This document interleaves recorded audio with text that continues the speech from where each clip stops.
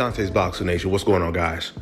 Okay, so the mayor of Omaha, Nebraska, John Ewing, he did a full press conference about the investigation on the police officer that pulled over Terrence Crawford only hours after Terrence Crawford's parade. In fact, according to the reports, Terrence Crawford and his bodyguards, they were all in the same car, they were pulled over very close to where the parade took place. It was supposed to be a traffic stop according to the police officer, but yet he ordered Terrence Crawford out of the car at gunpoint and then placed him in handcuffs.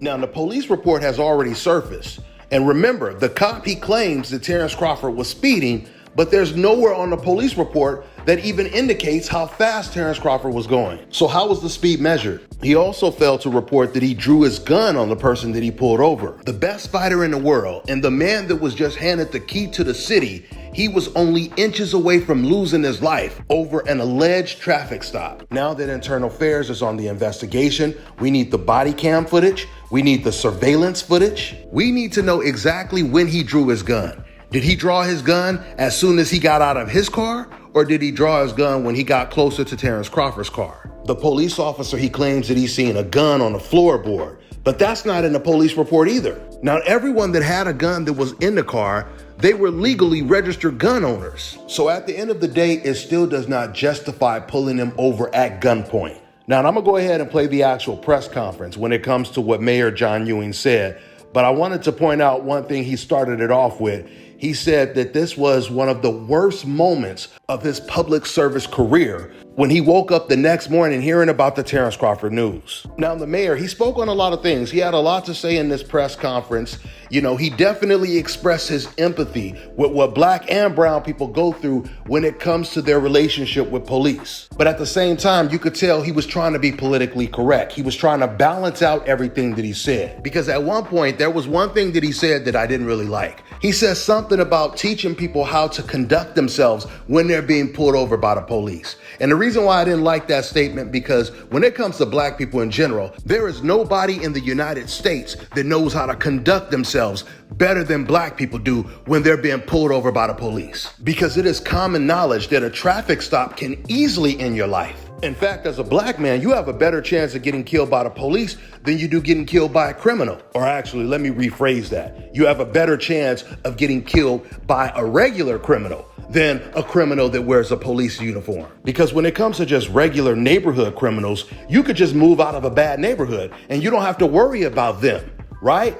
But when it comes to the police, no matter what neighborhood you live in, you can live in the best neighborhood, the safest neighborhood, and you still have to worry about losing your life to the police. So when the mayor talks about conducting yourself when you're pulled over by the police, the mayor, he also admitted that he reached out to Terrence Crawford, called him directly, and Terrence Crawford told the mayor, "I want an investigation." Not only does that suggest that Crawford, he knows that him and his team, they were conducting themselves the way they were supposed to conduct themselves at a traffic stop, but it's also all on camera.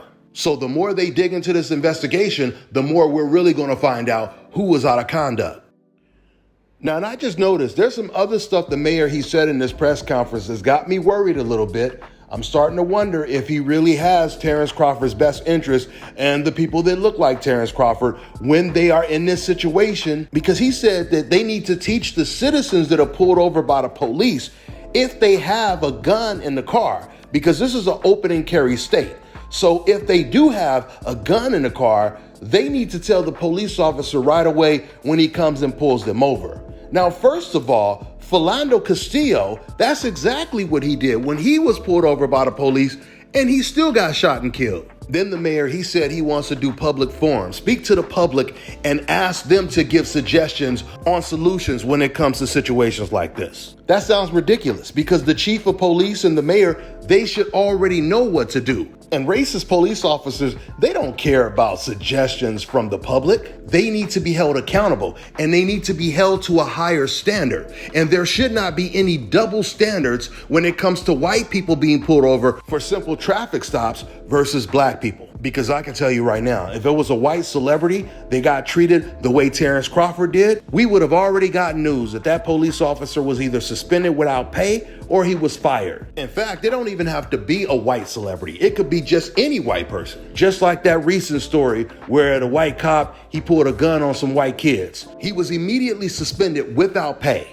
According to more recent updates, I heard that he actually got fired. Now, when these cops end up shooting and killing an unarmed black person, they usually go on a leave of absence with pay. Thank you for coming. Why are we here today? We are here because on Saturday, we had one of the greatest moments of my public service career, as well as I think one of the greatest moments in the history of this city, with the celebration of Bud Crawford and his phenomenal boxing career. We had a great press conference. We had a great parade. We had a great opportunity to celebrate him at Heartland of America Park. And then some of us went to his birthday party. And I thought it was an amazing opportunity to celebrate somebody that I look at as a hero in this community. Then I woke up Sunday morning and I saw the text messages. And quite honestly, that was probably one of the worst moments of my public service career. When I looked at that message, I said, okay, I'm going to hope that this is a nightmare and that I will wake up and I won't have that text message. But I did. So I immediately began to work with Chief Schmaderer, my Chief of Staff, Tom Warren, my Assistant Chief of Staff for Communications, Aaron Grace, to see how we should respond. I also talked to a number of elected officials, including Terrell McKinney, Senator Terrell McKinney, City Councilwoman LaVanya Goodwin, and it was determined after talking to them that I should reach out to Mr. Crawford personally, which I did. I then explained to him, after he indicated that he wanted to have an investigation, that we would have a thorough investigation, and that the chief and I were on the same page when it came to having a thorough, impartial, transparent investigation. That is what we are going to do. And then I reminded Mr. Crawford of all the things I had said about him being a hero, being a role model, and that all of those things were still true in my mind. That he is an amazing ambassador for the city of Omaha. With that, we then began to look at how we would conduct the investigation. One of the things I always ask for in these situations is I want to see actually what happened. And so I was able to see that and then talk to the chief about how he would be able to conduct the investigation. I truly understand that there are people in our community that are hurting. I truly understand that there are people who are disappointed and who are reliving trauma, maybe from things that they've experienced in the past, or just the idea of the over-policing of black and brown communities that people see across the country. I understand that, and I recognize that. I also know that the Omaha Police Department has worked diligently to try to bridge those gaps and try to be better. I have spent my entire career trying to ensure good community relationships between the police department and the community. What we learned Sunday, and that's what I'm really looking at, is the fact that no matter how much work you do, those relationships are always going to be fragile. And something like this will test those relationships and test our city. What I want this city to understand is this: we are always going to work to make sure we provide quality policing to all of the people of this community. We are going to be responsive to the leaders of this community, and we are going to look at how we can be better as a city government and as a city and as a police department, working with the community. And so what I am going to do is share some of the things with you that Chief Schmaderer and I have talked about, along with Chief of Staff Tom Warren. One of the things I will tell you all is that I am probably the luckiest mayor in the United States of America, because I have a great chief in Todd Schmaderer. I have a great chief of staff who's a former chief of police in Thomas Warren. And then I have a great North Omaha community liaison, Raquel Henderson, who helped me look at these things, not just from a police perspective, but from a community perspective. And then we are able to be responsive to the community. So the community really wants us to look at how we can be better. I will tell you all, one of the things I found in talking to Chief Schmaderer is that because of the state law that allows for open carry, we have a significant number of traffic stops involving weapons. And so one of the things we have to do is we have to take that law into consideration and look at how we are going to develop as much policy and procedure as we can, keeping in mind that we have to also give officers the latitude to be able to respond to dangerous situations. And so that is what we are going to do. One of the things I will also say is that we are going to partner with a lot of members of the community. There have been a number of individuals who have reached out to me to say, we would like to partner with you, we would like to be able to help mediate this situation. And so we are going to take advantage of those partnerships. Leo Lewis is one of the individuals who reached out to me, and he talked about the Phipps family and how they have been partnering with the community, helping young men understand how to conduct themselves when they're stopped for a traffic stop. We are going to continue those partnerships, as well as seeing if we can expand that so that we can make sure that young men, young women who are stopped know what they need to do, and then also making sure that officers understand why they are responding a certain way so that we can ensure safety for officers and safety for members of the community.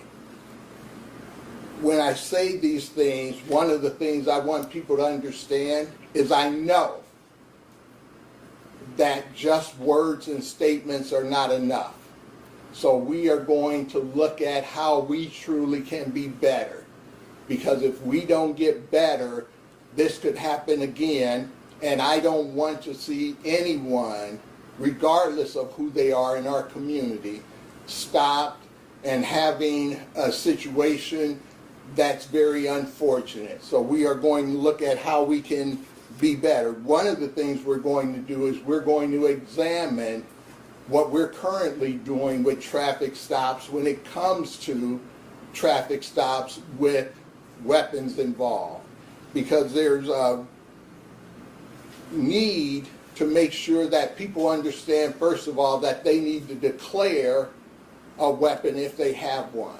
And we want to make sure everybody knows that, so then officers are aware of the fact that there is a weapon involved. We're also going to look at examining traffic data to ensure that we know what is actually happening with the traffic stops that we are conducting, so that we can develop the training that officers need to be able to be successful, and making sure that we are doing everything we can to make sure people are being treated fairly when they have those traffic stops. Another issue that came to my attention that has always been an issue, I guess, when you have officers in a dangerous situation, is you get a lot of officers that respond. And then it looks like, to some people, that there's too many officers there. One of the things we're going to have our command officers do, and the officers involved in the situation, is make sure when they are secure, when the scene is safe, return cars back to service so we can get the situation calmed down and we can avoid anything that causes an issue from a standpoint of it becoming a spectacle that people then stop and gather around and create even more issues potentially. We have a great program with the City of Omaha and the community called 360.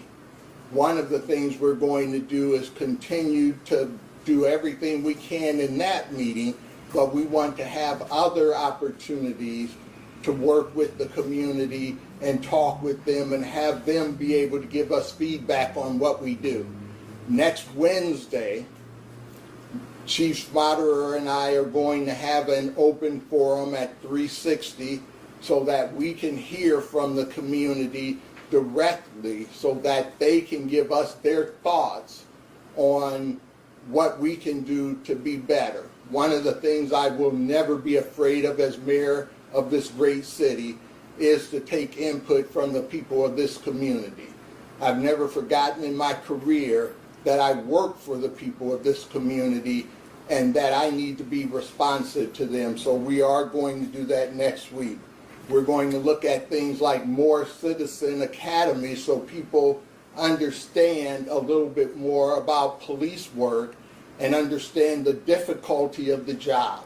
I think sometimes people don't understand what it takes to be in those situations, and we want people to understand that so that they will be willing to give us a little grace sometimes and allow us to be able to explain the situation rather than have all of the speculation that you sometimes have. We are also going to look at training our officers and developing protocols, and Chief Schmaderer has even talked about potentially having a one-day in-service training to be able to provide the training and looking at what is being done around the country and having best practices so officers have more tools to be able to conduct these traffic stops safely. One of the things I want people to understand is that the law was passed in 2023 that allowed for open carry, has made law enforcement and the encounters with traffic stops and people with weapons significantly more difficult and more dangerous for the citizens as well as police officers. So we have to adjust to that law and make sure that all of us are better. We're also going to look at, as I said earlier, more training for people so they know what to do when they are stopped. And then just more integration of the police department in the community. One of the reasons I want to get the police department fully staffed is not to do more traffic stops, not to do more arrests or any of that, but I want the police department to be able to really get back to community policing, which you can't always do when you're 100 officers short and you're going from call to call. So we are going to look at how we can do community policing at an even higher level. The last thing I will say is this. I want people to remember this, that Mr. Terrence Bud Crawford is a hero in this community, and he is someone that I respect and that the members of law enforcement respect as well. And I think we have to be sure and careful that we don't allow this or anything else to tarnish that, and that we work as a community to continue to celebrate him and continue to move forward so that we can look at the magic that we had on Saturday. That's where we're trying to move Omaha. On Saturday, we had an amazing opportunity to see what Omaha looks like when Omaha comes together. And that's what I'm going to continue to work toward every day that I am mayor of this great city. I'm going to work every day that I'm mayor of this great city to make sure that we continue to work diligently to improve police and community relations. So at this time, I'll take any questions you might have. Before you do, so the mayor has a list of improvements. I'm going to hand these out. I would just ask that you raise your hands, and he can just call on people, and we'll take questions for a few minutes. Okay. Excuse me. Yes. You mentioned that, you're looking at, you and law and police staff are looking at procedures as it relates to traffic stops with weapons involved. Does that include maybe kind of looking at whether gunpoint's necessary or not? And we'll look at the traffic stops in its entirety. Okay. We have to be careful that we don't try to legislate things to the point where officers can't do what they need to do to be safe, but we will look at traffic stops from its entirety. Well, Pete, and then you, ma'am. Yes. Tell me a little bit about what specifically you're hearing from the community in these past 5 days. Well, what I'm hearing from the community, a number of things. One, they want us to be transparent. They want us to let them know what happened. Secondly, they want to know what we're going to do to get better.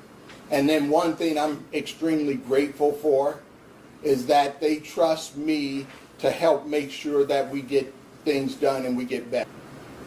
Yes. I think one thing you emphasized a lot was like training people in how to deal with interactions with law enforcement that were similar to what happened on Sunday morning. Yes.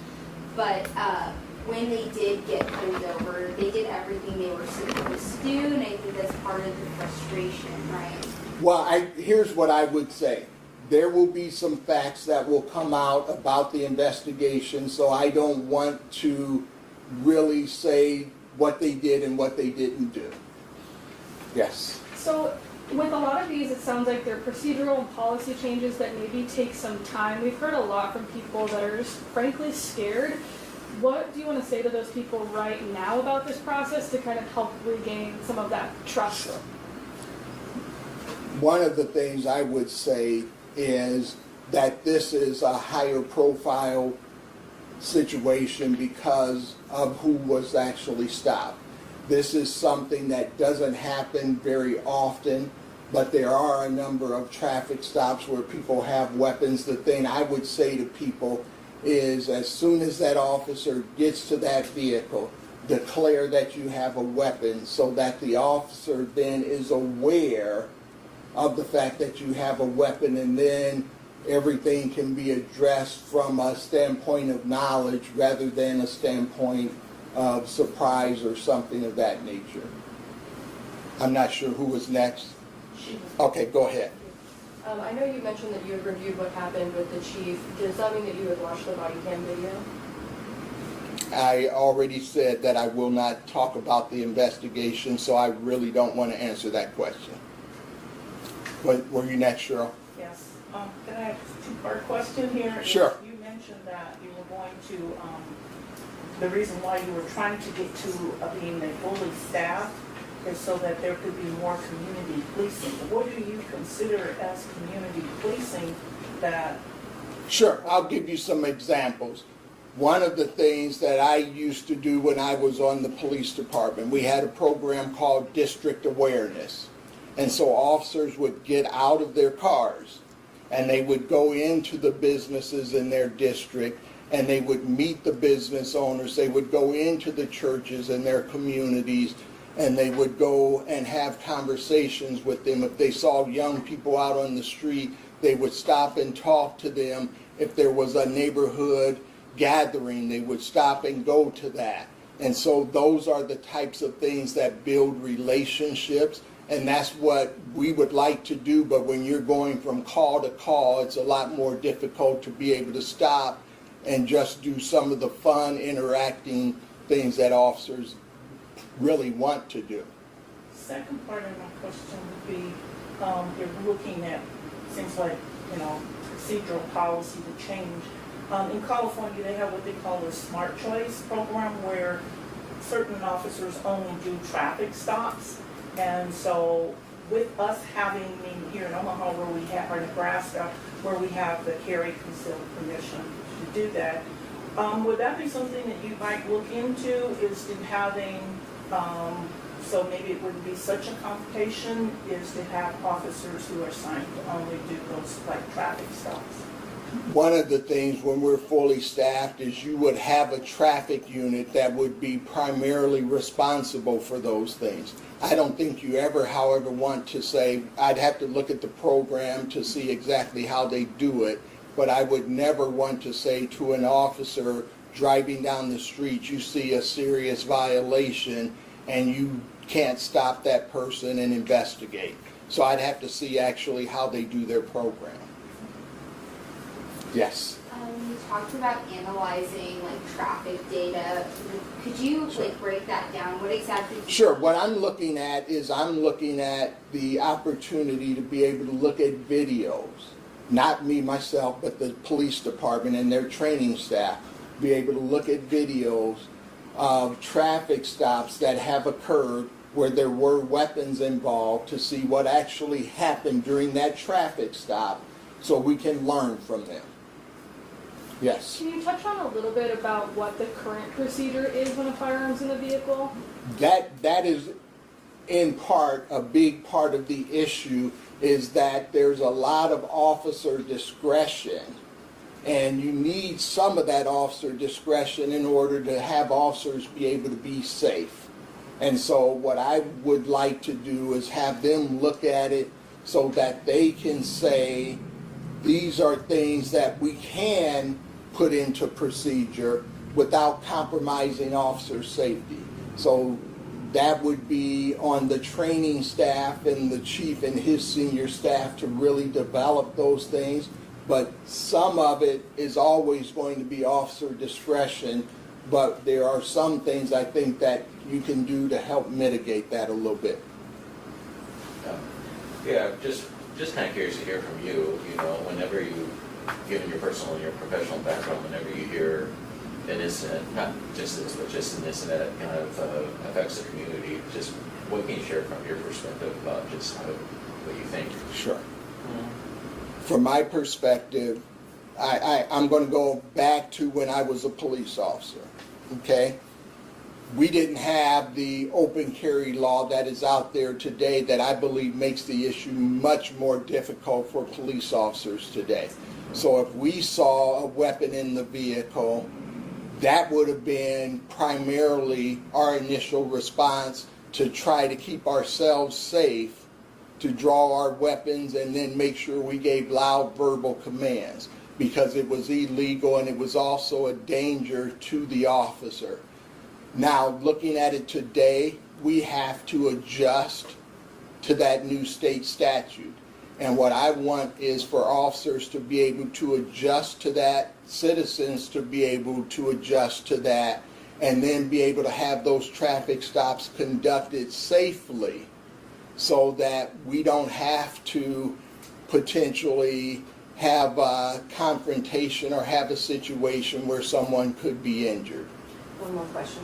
So since 2023, was there no policy shift in the Omaha Police Department?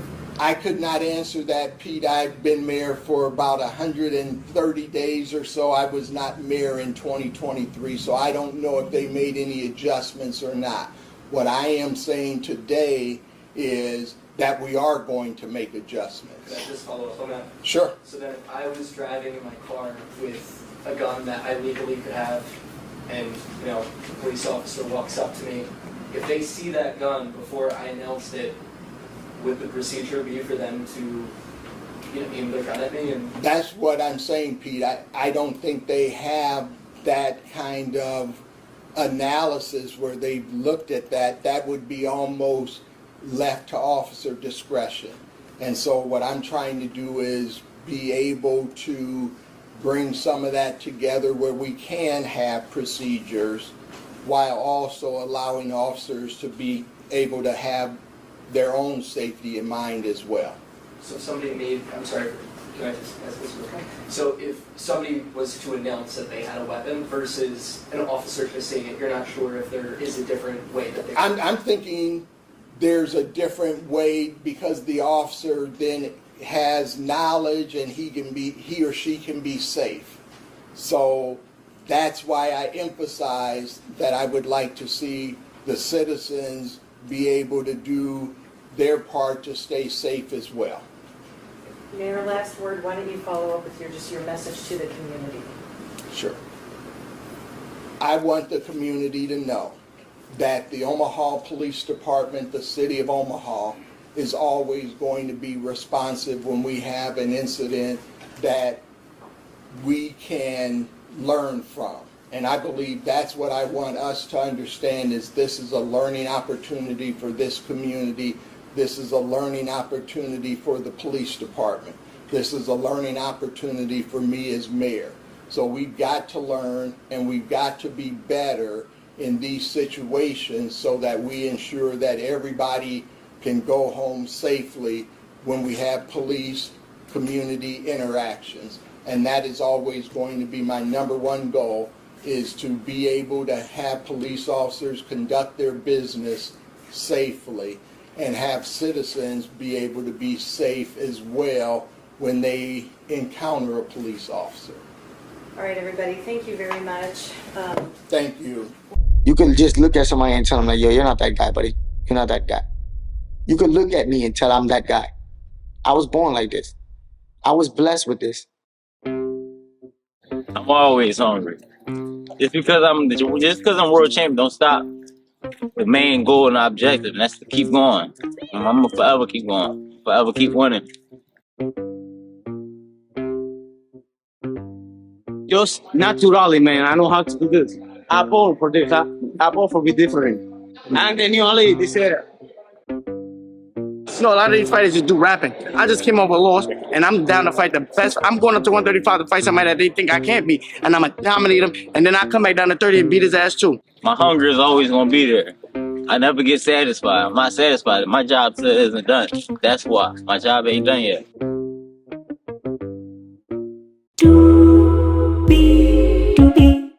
All right, now check this out, guys. If you're looking to repair eczema scars, burns and bruises, dark spots and blemishes, the fever blisters, diabetic ulcers, this right here is the perfect product for you guys. It's called Elo Deki Face and Body Oil. Athletes and top-ranking boxers, they're also using it after training to reduce swelling, inflammation, and to ease the pain. So get yours today. Go to elodeki.com, like them on Facebook, and follow them on Instagram.